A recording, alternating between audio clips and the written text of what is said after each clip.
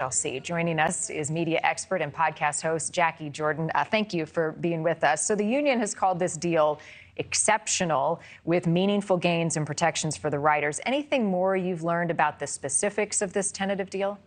Well, that's correct, Marnie. I think it's really exciting. I think everybody's going to be very happy to be back at work. You know, part of the nuances of this will be which shows go up. It's not, this is one cog in a wheel. Actors still striking is another cog in the wheel. And the strike itself affects many other employees and production technicians and people that have no part of the strike whatsoever who have been left without work.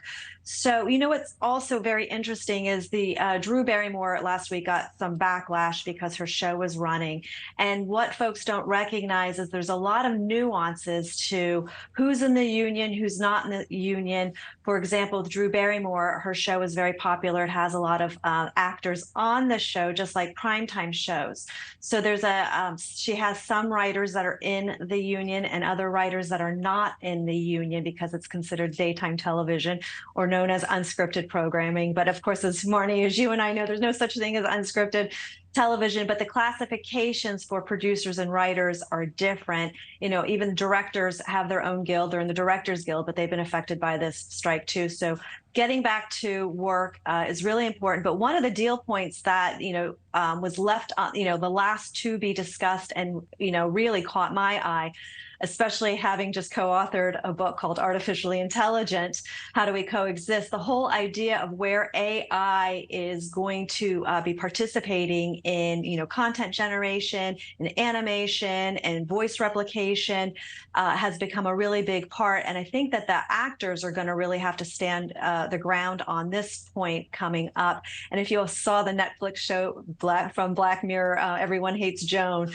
you would know exactly what it is I'm talking about. Right. And so this is an issue for the writers and the actors. What assurances were they looking for?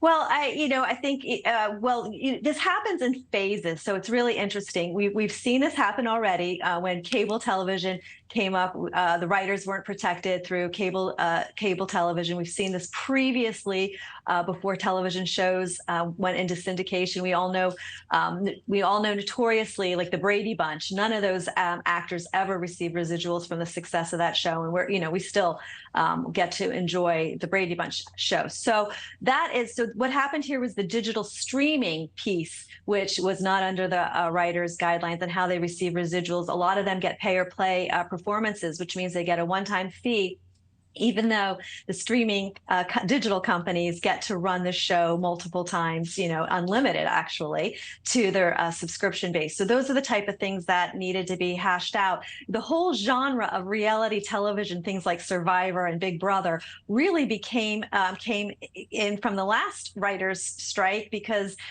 networks and studios and creatives were scrambling around to fill the hours of programming in the primetime hour, and the reality shows became the unscripted, quote unquote, unscripted solution to filling large gaps of primetime shows left out by the writer's strike. So these are the type of things we see when new technology gets introduced into our entertainment, our participation with entertainment. Yeah, planned spontaneity is probably a good way to describe how some of these shows, live shows go. Real quickly, let's talk about pay, because that was another major issue. Many talented writers say they were unable to make a living. Put that briefly into context. What were they making?